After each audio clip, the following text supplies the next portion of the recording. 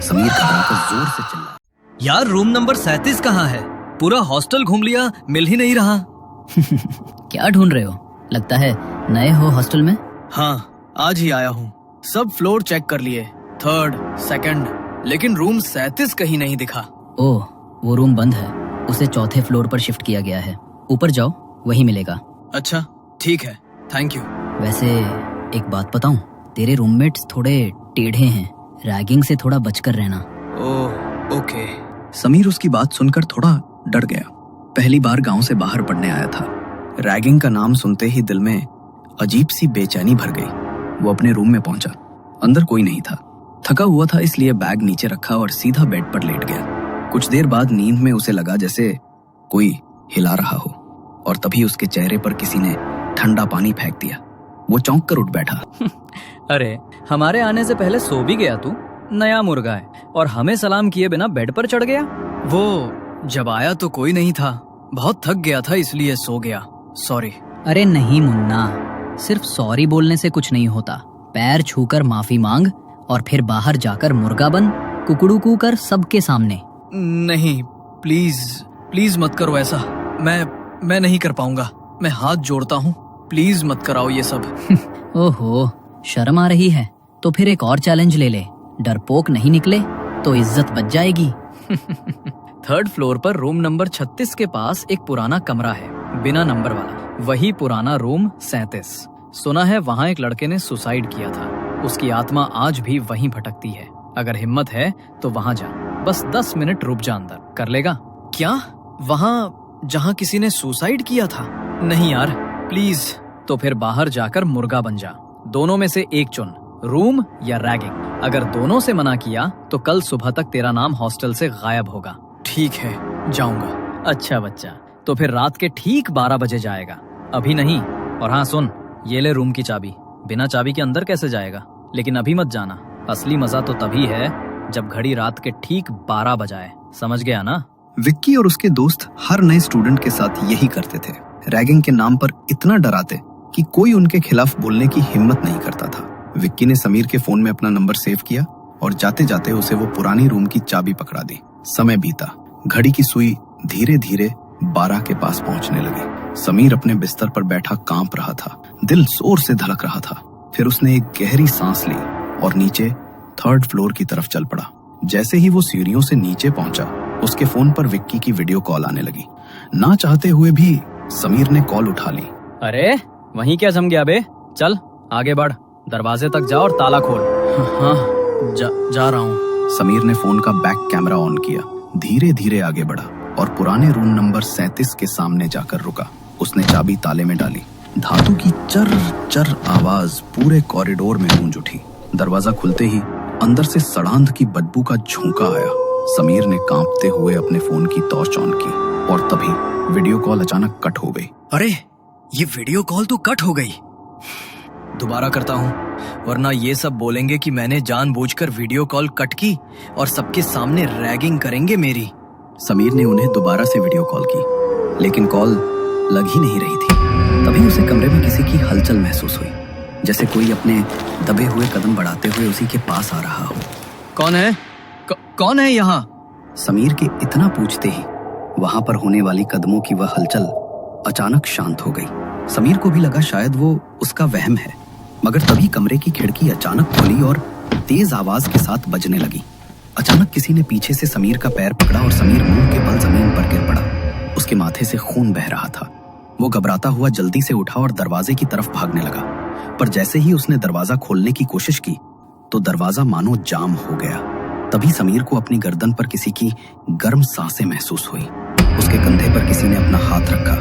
समीर घबराकर जोर से चिल्लाया और उसने जैसे ही पीछे मुड़कर देखा तो जतिन और राकेश उसके पीछे खड़े थे और उसकी वीडियो बनाते हुए जोर जोर से हंस रहे थे।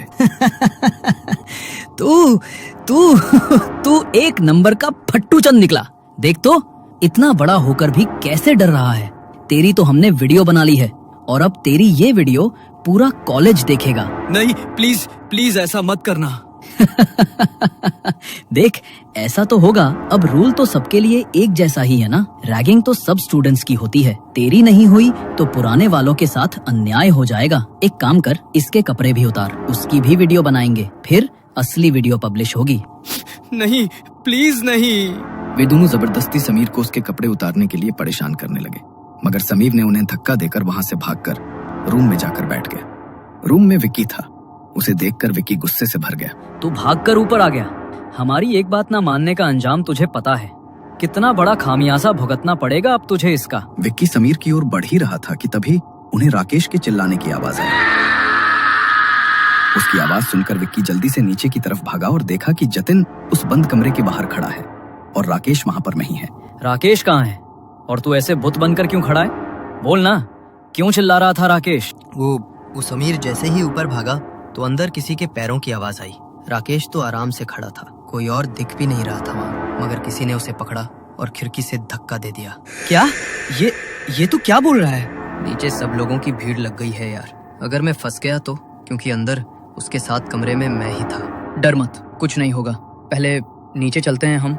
वो दोनों घबराते हुए नीचे गए तो वहां हॉस्टल के सभी बच्चों और टीचर्स का जमावड़ा लगा हुआ था।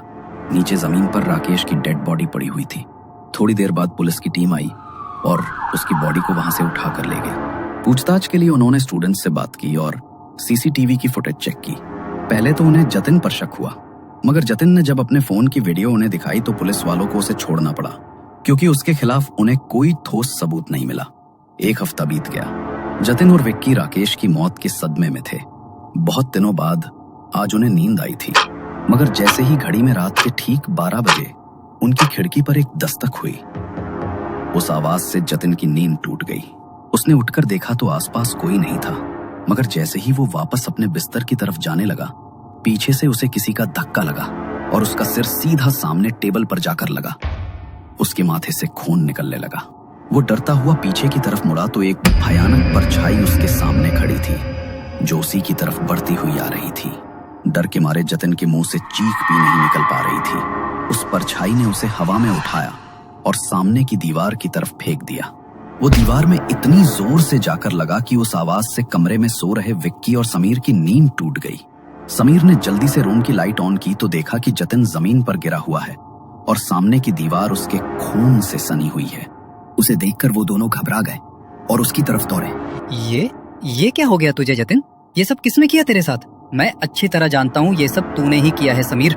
अगर जतिन को कुछ हुआ तो मैं तुझे छोड़ूंगा नहीं। विक्की ने जतिन को उठाया और हॉस्टल की गाड़ी में उसे जल्दी से अस्पताल लेकर गए।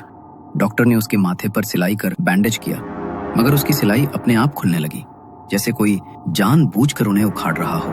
जतिन इतने दर्द में था कि उसकी चीखें पूरे अस्पताल में गूंज रही थीं।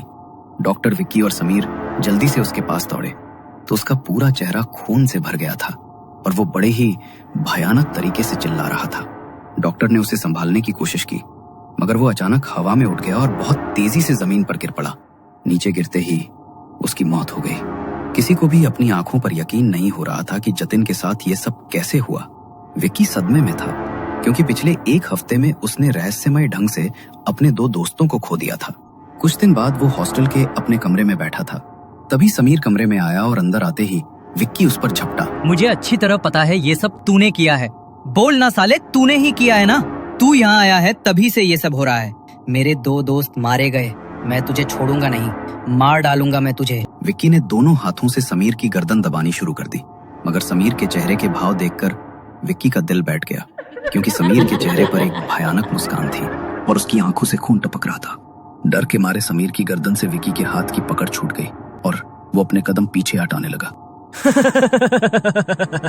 अभी तो बस उन दोनों की जान गई है, लेकिन तेरा मरना तो अभी बाकी है। जब तक मैं तुझे नहीं मार लूंगा तब तक मेरा बदला पूरा नहीं होगा। बदला? कैसा बदला? तुम्हारा दिमाग तो खराब तो नहीं हो गया है समीर? तुम ये कैसी बातें कर रहे हो? किस बात का बदला लेना चाहते हो तुम मुझसे? बदला याद करो 11 सितंबर की रात तुमने क्या किया था? भूल गए हो? या मैं याद दिला दूं। समीर ने जैसे ही 11 सितंबर का नाम लिया तो विक्की की आंखों के सामने मानो एक फ्लैशबैक चल पड़ा। तुम लोग प्लीज मुझे परेशान करना बंद कर दो। मेरी वो वीडियो डिलीट कर दो, वरना मैं इस खिड़की से कूद जाऊंगा। अरे तो कूद जाना, तेरे कूदने से हमें क्या मतलब? तू चाहे जी या मर, इससे हमें कोई लेना देना नहीं है। वीडियो तो डिलीट नहीं करेंगे, कूदना है तो कूद जा। नवीन खिड़की के पास खड़ा था। वो तीनों उसे डराने के लिए जबरदस्ती उसे पुश करने लगे, मगर मजाक में नवीन का पैर सच में फिसल गया और वो सीधा वहां से नीचे गिर गया।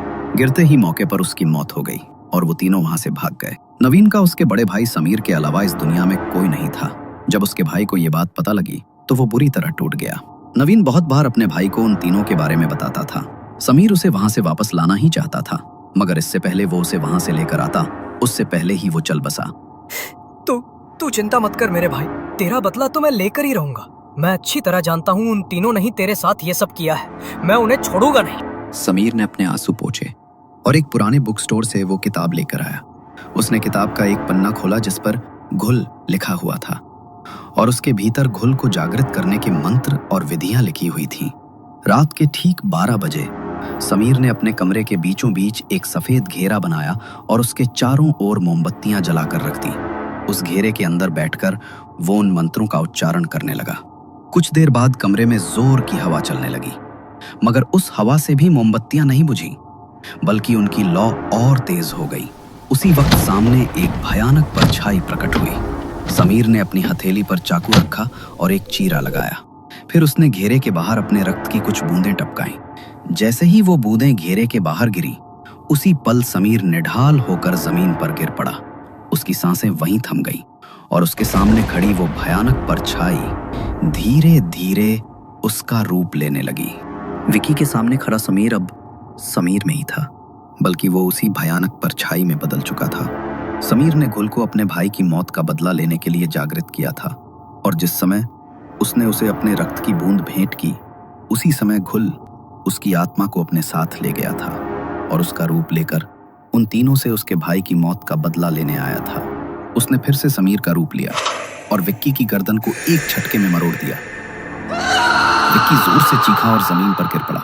राकेश और जतिन के बाद आज विक्की भी जा चुका था और घुल से किया हुआ समीर का सौदा भी अब पूरा हो गया था। घुल अब वापस उसी किताब के अंदर बंद हो चुका है और किसी और का बदला पूरा करने के लिए अब वो किसी का इंतजार कर रहा है।